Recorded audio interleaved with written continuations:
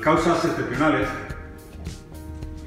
me ha tocado vivir algo que yo no hubiera querido nunca que hubiera ocurrido, ni haber liderado este proceso tan importante para el sindicato. Y algo que podía ser impensable que en los años 2012-2014, en un periodo ya de la democracia consolidase, estuviese en peligro la democracia como ha estado, ¿no? Y yo creo que gracias a Comisiones Obreras hemos sido capaces de poner en valor, aunque no se nos reconozca, aunque a veces se nos diga dónde están los sindicatos, ¿no?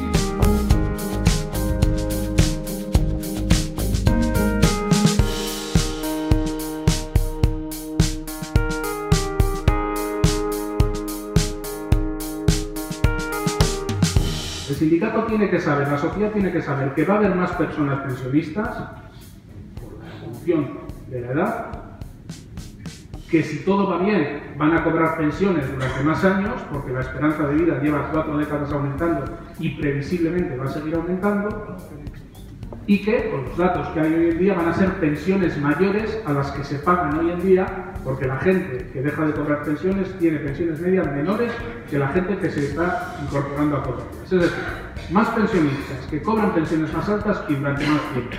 Y esto es exactamente igual a decir que se va a incrementar el gasto. Esto ya lo sabíamos. Esto ya lo sabíamos. Ahora se trata de mejorar la estructura de ingressos del sistema público de pensiones. Per això és important que l'ofensiva de la vaga del 12 de desembre al voltant de les pagues extraordinàries guanyi força amb el recolzament dels treballadors i les treballadores, fent molta pedagogia al voltant dels companys i companyes que han de fer realitat aquella vaga, perquè és el punt d'inflexió de l'obertura d'un espai real de negociació en l'àmbit de la funció pública que acabi resolent, evidentment, un element fonamental que és tota la sortida d'oferta de contractació pública que acabi corregint i fent realitat l'acord a nivell estatal. Si no, crec que tenim el risc de quedar amb una declaració d'intencions no practicable, l'acord d'estabilització, seguint mantenint, jo crec que de manera cronificada, perillosament cronificada, una realitat que no es pot permetre a aquest país, i és que les administracions públiques siguin les primeres fàbriques, com deia abans, de precarietat del mercat de treball del nostre país.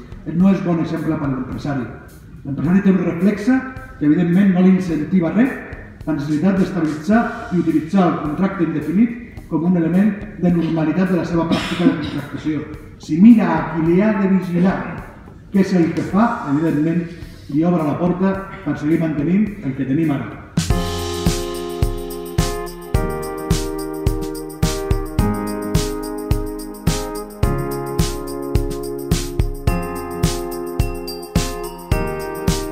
Les clientes i els clients, quan vagin a comprar, que no arribin a darrera hora, que no vagin als festius, que fem que no sigui rentable l'explotació.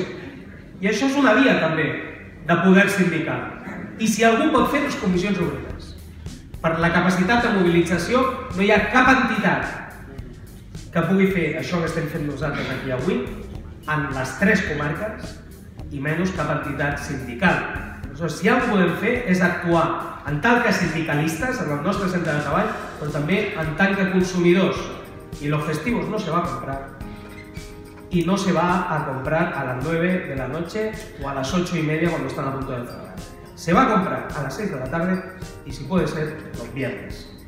Que, com deia un dels meus profes de l'Insti, molt ens va costar que les fleques tanquessin els diumenges perquè ara tornin a obrir.